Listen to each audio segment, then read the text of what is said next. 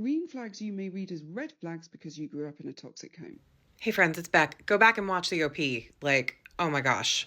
This OP came at me so hard, like so hard. When I first started dating the man who is now my husband, we broke up over and over again. Thank God he was patient with me.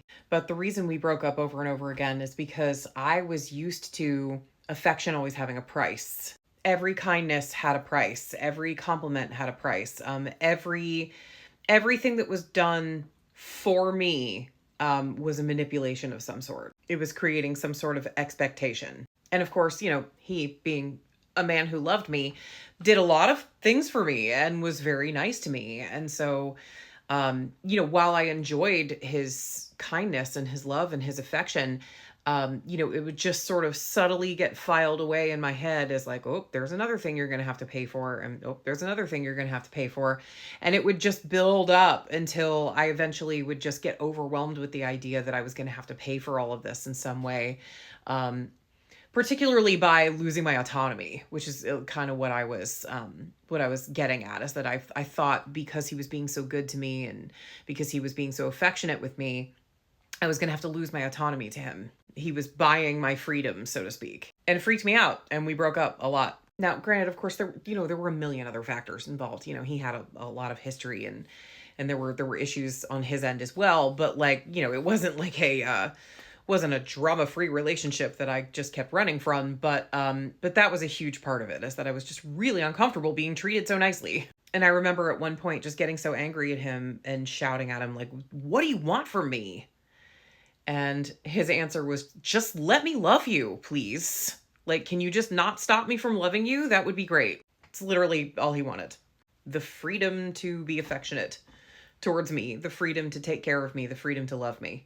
And that really, it struck me like a blow. I was like, wow, that's really all he wants. He just wants to be able to love me. He doesn't want to steal my autonomy.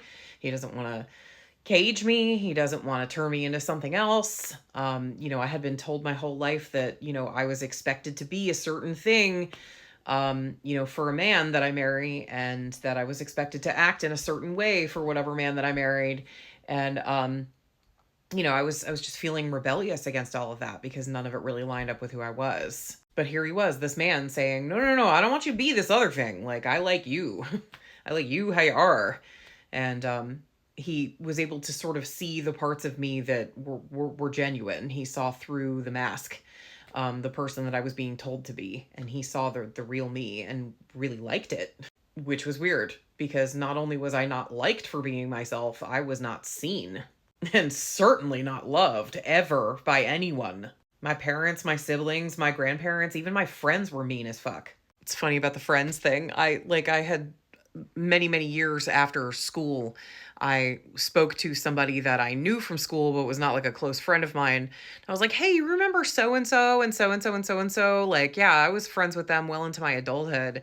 And she looked me dead in the face and she was like, "You were still hanging out with those bitches?" I was like, "What? Wait a minute." And I had to really think about it. And I was like, "Yep, they were mean." She was like, "You were always nice to me, but those girls were just like total bitches." I had no idea. I really didn't get it because I was just used to people intermingling unkindness with affection. That was just the way that it was. Like the people who said that they loved you the most were the people who were the meanest to you. And my husband was nice, and it was weird. And there's another point in the OP that I definitely want to bring forward, and I talk about this with clients. I have talked about it extensively with more than one client. That what's missing from your relationship is often anxiety. So if you feel like there's no sexual tension or you feel like there's no romantic tension, usually the thing that's missing is like fear. Sometimes you just feel so relaxed in somebody's presence that all tension is gone. And that can include that sexual tension. That can include romantic tension. All of the stuff that people read romance novels for, the tension, the will they, won't they. And when you're in a secure relationship, you're in a relationship that that you can rely upon, when, the other person's going to be there and they're always putting your best interest at the forefront of their mind. It's not tense. It's not a tense situation. And what I think people don't understand is that romance and love and sex do not need to be tense.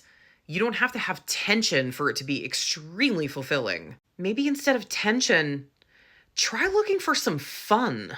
Things don't have to be tense if they're fun. If you're laughing and giggling and enjoying yourself and just reveling in your happiness, who the fuck needs tension to ruin all that?